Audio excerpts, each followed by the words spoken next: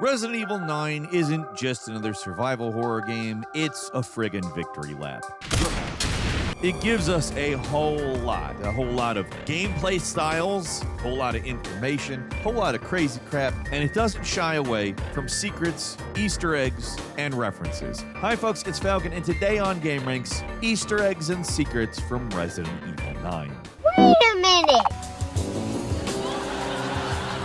Before we get going, disclaimer, you know the drill. We're talking about callbacks, Easter eggs, references, secrets. It's in the title. I think there's enough there to be like, oh, well, if I don't want stuff spoiled, maybe I shouldn't watch this one. But just in case, you have been warned, this is a very spoilery video. Starting off at number 10, Capcom remembers the classics. There's a metric boatload of references and allusions to previous games in this one, but actually not a whole lot of straight-up Easter eggs. Capcom's not normally one to do that sort of thing, which makes this honest-to-God Easter egg found in the RPD stand out more than it already does. There's a small puzzle in the old Raccoon City police station where you can find, if you're exploring the STARS office, there you'll find some notes and pictures that Barry Burton left for his daughters to find. All this is a reference to Resident Evil Revelations 2, which has Barry's daughter Moira as the playable character.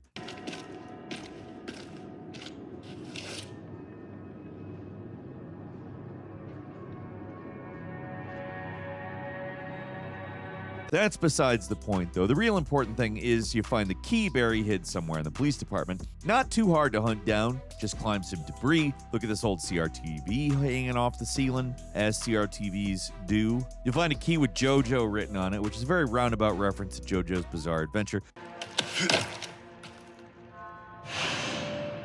This locker is meant to be Joseph's, who got his name from JoJo number 2, which they reference in the original Resident Evil 2 remake, which sounds absurd to say, by putting JoJo on his locker, so the key opens the same locker from the remake. The locker does exist in the original 1998 Resident Evil 2. Much harder to read the JoJo in the original.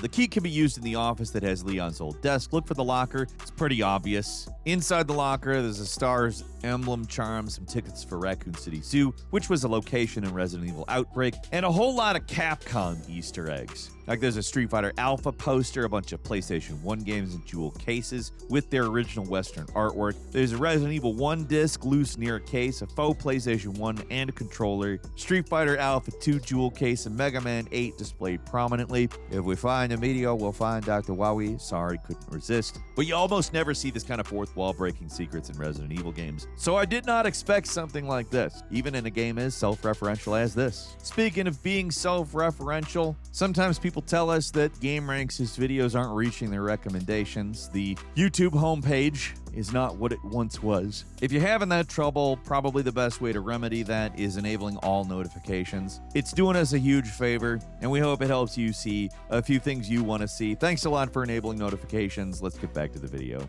At number 9, The Rising Rookie returns. The STARS office is full of Easter eggs, but one that is conspicuously missing is the Rising Rookie picture of Rebecca Chambers, the star of Resident Evil 0, which you could find by interacting with Wesker's desk 50 times in a row. In this game, the drawer opens instantly, but there's nothing inside. At least, there's nothing inside at first. If you wait a few seconds, a library card will fall out, which reveals that Wesker borrowed a book called The Medical Benefits of Herbs. Once you read that card, you'll be able to find that book in the library, and when opened, it reveals the same Rising Rookie picture from the original game and remake.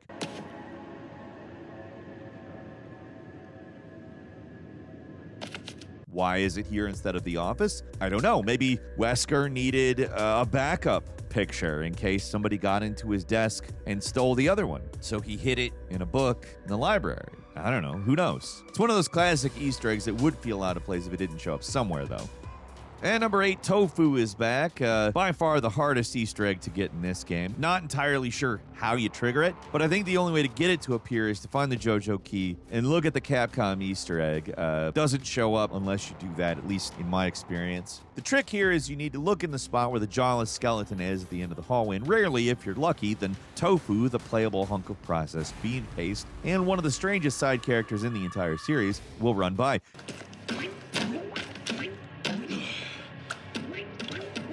He only appears briefly and only if you're lucky, but it seems to be on any difficulty as long as you open the JoJo locker, and that seems to show up. Doesn't appear every time. Don't know exactly what the probability is, but you'll probably have to run back and forth between the hallway that connects the operations room and the one with the jawless skeleton. But when he does trigger, it's obvious. If you don't know, Tofu was a playable character in the harder version of the fourth Survivor side game from Resident Evil 2. Why you could play as a giant hunk of tofu in Resident Evil 2? Actually pretty simple. They were testing the game with the hitboxes enabled, and one of the developers thought it looked like a big hunk of tofu, so they quickly threw together an extra game mode out of it because of that. Basically, it's a developer in-joke. Got left in the original Resident Evil 2, stuck with the series ever since, but he's been MIA since the Resident Evil 2 remake. He's finally back in 9, just as a blink and you'll miss it Easter egg.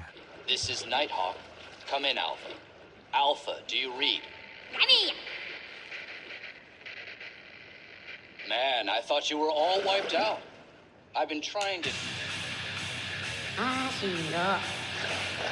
Guess there's no keeping down the Grim Reaper, huh? At number 7, Hunk is also somehow back. One of the most unexpected surprises, and that's saying a lot because there's a lot of surprises in this game, is the inexplicable return of Hunk, the fourth survivor. This guy was playable in a bonus mode in the original Resident Evil 2 and in the remake, but never really seen outside. Like, he's definitely not a major character, just a faceless goon in a bonus mode, but he looks cool, and his man of few words aura made him a fan favorite. He's in this game.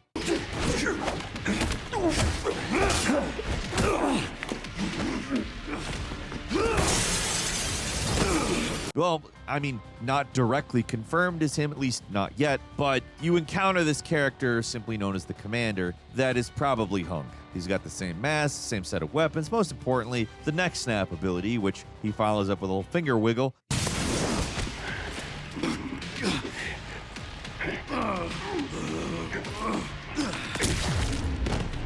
He does it in the remake in the Mercenaries mode of Resident Evil 4. The neck snap, I think, gives it away. He's not a vague allusion to Hunk. It's the man himself. He's one of the most out-of-nowhere but exciting bosses in the entire game, and he appears right when you thought they couldn't throw any more surprises at you.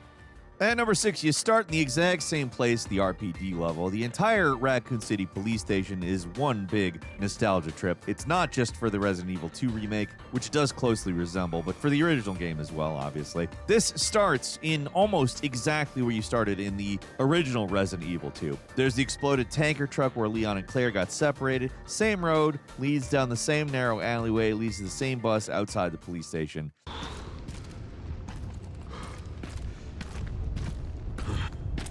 Can't believe it's still standing. There's even the same graffiti. It's surprisingly similar to the opening segment of that game. It's not exactly the same as the PlayStation 1 Resident Evil 2 because Kendo's gun shop is located in the same place as the remake behind the police station, but as a recreation of the opening moments of the Resident Evil 2 remake, it is extremely faithful. It is essentially the same, but completely rebuilt. At number 5, the RPD is just endless Easter eggs. It's one reference after another. There's so many that we cannot list them, but I will point out some major ones that aren't immediately obvious, like the skeleton with the missing jaw. He's in the same place as he was in the Resident Evil 2 remake. There was that liquor hallway in the game too, but there's no liquor, just the disgusting corpse it left behind. It's still there all these years later. Nearby, there's a zombie beating on a vending machine, exactly like the time demo of the Resident Evil 2 remake.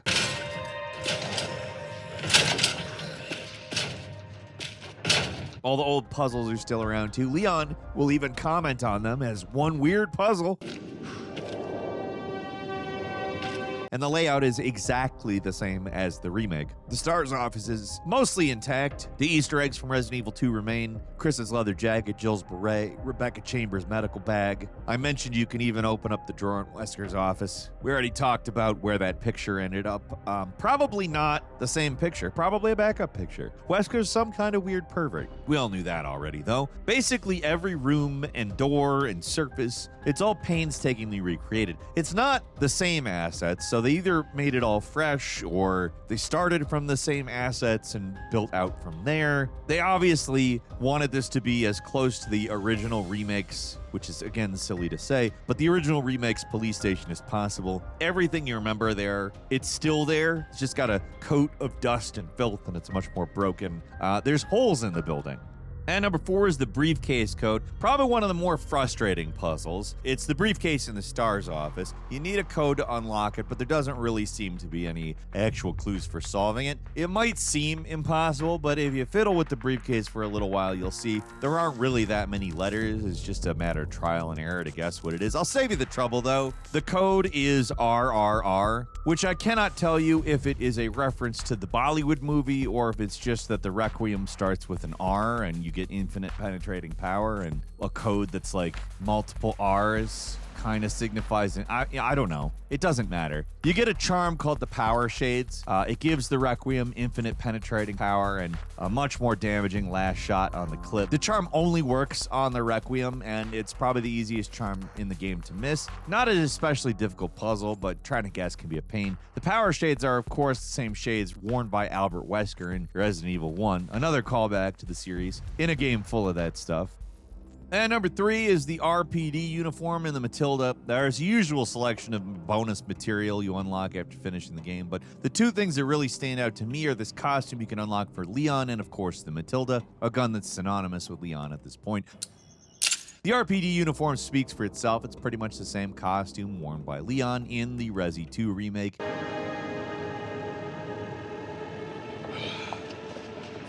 And the Matilda is a gun that appears in pretty much every Resident Evil game that has Leon in it, except Resident Evil 6. It's in 2, the Remake 4, that game's remake, and it functions the same in all of those games as it does here. But when you first get it, it doesn't immediately look like the classic Matilda. You have to upgrade it first to get the stock. Then it looks exactly like the gun we all know. It's not the most subtle Easter egg, and the Matilda is never really one of my favorite weapons. I usually pass it up because the 3-shot burst feature isn't really like the best feature as far as I'm concerned. But it's iconic at this point, and I am glad it's there.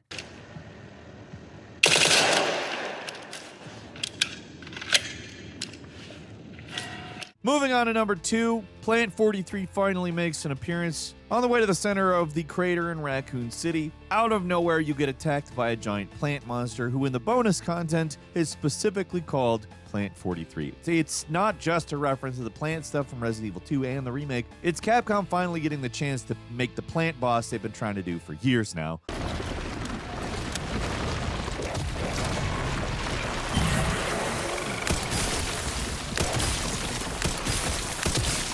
There was originally supposed to be a Plant 43 boss in the remake, but it got scrapped for whatever reason. That is not just conjecture either. There's concept art to confirm that, and it looks surprisingly very similar to what the plant boss in Requiem turned out to be. It's been a long time. They finally got their plant boss in Raccoon City.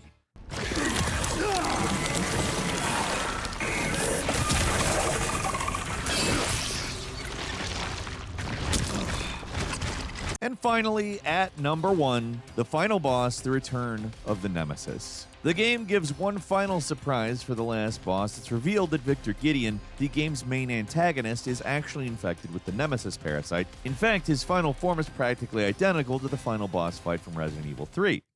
Nemesis. No wonder you're so damn relentless. It's not immediately obvious that this guy is a nemesis. I mean, he can actually talk, but in gameplay terms, he basically fulfills the same role, being an unstoppable enemy who's very tall, intimidating, and most importantly, he tries to kill you with a rocket launcher, which is one of the signature weapons of the Nemesis.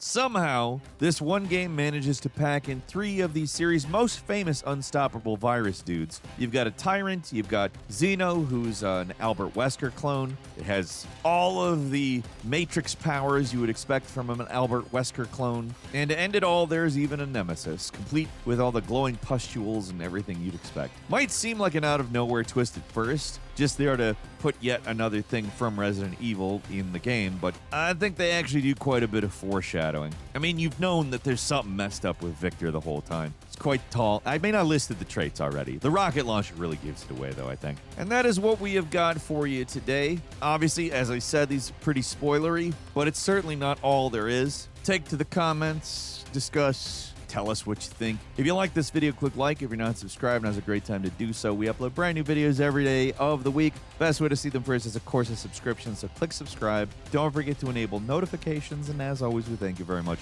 for watching this video. I'm Falcon. Join the 1% Club down below. That gives you access to the Falcon Show every Saturday. We're having a blast doing that. Thank you so much, and we'll see you next time right here on Game Ranks.